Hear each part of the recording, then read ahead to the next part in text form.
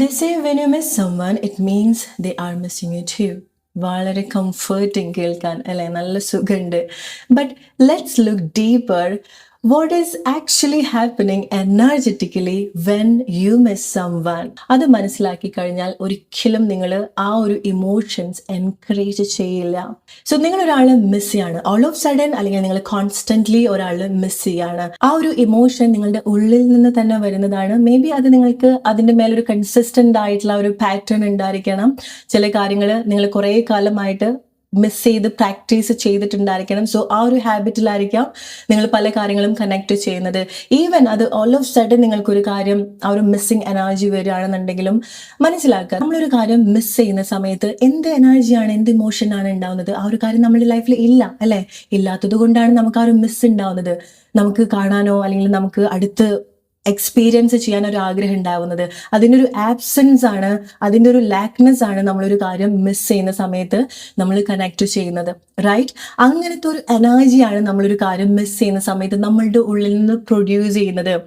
നമുക്കറിയാം energies R contagious. അത് spread ചെയ്ത് പോകുന്ന ഒരു കാര്യമാണ്. സോ നിങ്ങൾ ഈ യൂണിവേഴ്സിന്റെ ഒരു കോർണറിൽ ഇരുന്നിട്ടാണ് ഇങ്ങനത്തെ ഒരു എനർജി പ്രൊഡ്യൂസ് ചെയ്യുന്നതെങ്കിൽ പോലും ആ കാര്യം എവിടെയാണോ ഉള്ളത്, ആ വ്യക്തി എവിടെയാണോ ഉള്ളത്, അത് പാസ് ചെയ്യാനുള്ള കഴിവ് ആ എനർജിക്ക് ഉണ്ട്. That is A power of energy. It's like നമ്മുടെ വൈഫൈ സിഗ്നലൊക്കെ പോലെയാണ്. നമുക്ക് കാണാൻ പറ്റില്ല, ബട്ട് അത് സഞ്ചരിക്കുന്നുണ്ട്.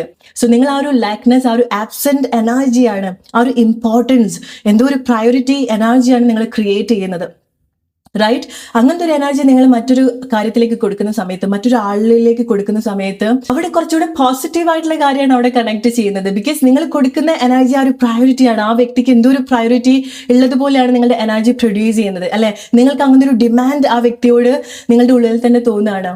അങ്ങനെ വരുന്ന സമയത്ത് അവർ കണക്ട് ചെയ്യുന്ന എനർജി എന്താണ്? ആ ഒരു പവർ, ആ ഒരു കോൺഫിഡൻസ്, ആ ഒരു ഈഗോ ആണ് സംടൈം അവർ കണക്ട് ചെയ്യുന്നത്, റൈറ്റ്?